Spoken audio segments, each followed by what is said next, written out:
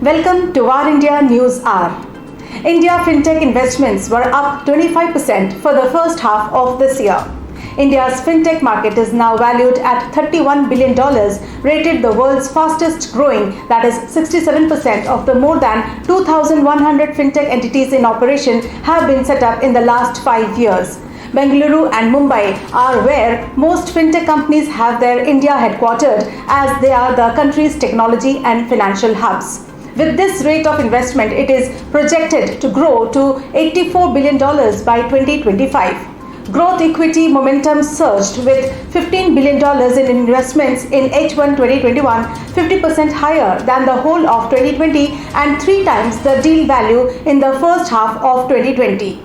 Exit momentum also spiked in H1 2021 with a total exit value of $12 billion, 4 times that of the year ago period.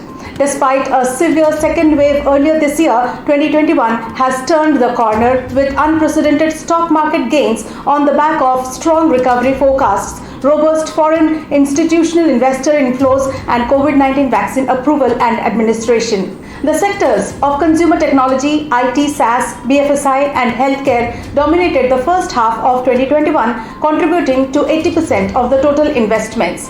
Secondly, outright buyouts continued to decline, especially as investment focus shifts heavily to consumer technology and SaaS, where minority investments are the norm. Within consumer technology investments, verticals like e-commerce, edtech, fintech, and foodtech attracted the largest investments, driven by a continued investor interest in at-home services. Investments in IT SaaS also grew 375% year-on-year in the first half of 2021 as COVID-19 accelerated the need for digitization and cloud adoption across firms. Within BFSI, investor interest in Insure spiked, driven by a charged risk perception across individuals and businesses due to COVID-19. The healthcare sector has seen tremendous growth in the first half of 2021 with a year-over-year investment uptake of about 250% compared to 2020. Let's look into today's headlines in War India. The General Insurance Amendment Bill passed by the Parliament. The General Insurance Business Nationalization Amendment Bill 2021 was passed by Rajya Sabha on August 11th without discussion amid protests by the opposition MPs. The bill aims to provide greater private participation in the public sector insurance companies. It was passed in the Lok Sabha on August 3rd. The bill was moved for consideration and passed by Finance Minister Nirmala Sitharaman. The bill seeks to amend the General Insurance Business Nationalization Act 1972. The act was enacted to nationalize all private companies undertaking general insurance business in India.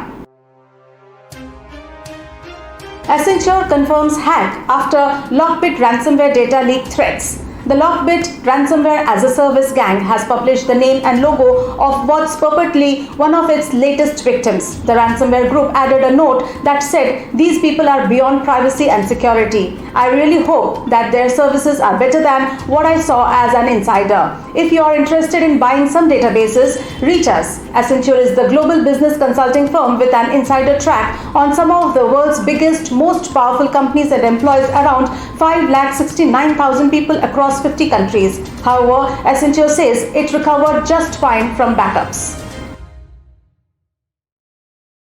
ISC urges Narayan Murthy to support to antitrust probe against Amazon. Indian Sellers Collective, that is ISC, a trade association of micro and small enterprises and family businesses, urged IT veteran N.R. Narayan Murthy to cooperate in the Competition Commission of the India's antitrust probe against Amazon for alleged anti-competitive practices. ISC thanked Murthy for deciding to end the joint venture with Amazon. In an open letter to Murthy, ISC also urged that the rupees 5,856.45 crore margins or profit out of the rupees 39,043 crore revenue that Cloudtail earned between FY14 and FY20 and which was allegedly taken away from small sellers and retailers should be deposited in the Small Sellers COVID Relief Fund.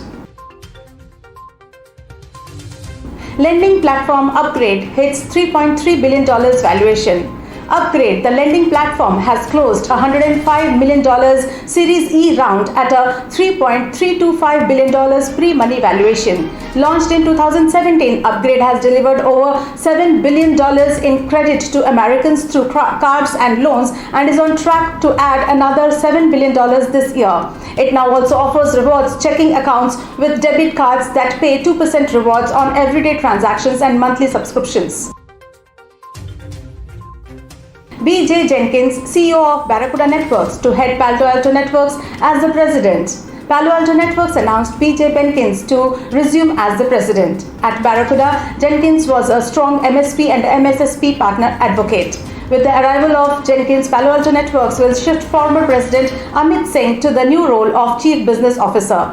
Nikesh Arora remains CEO and chairman of the security company.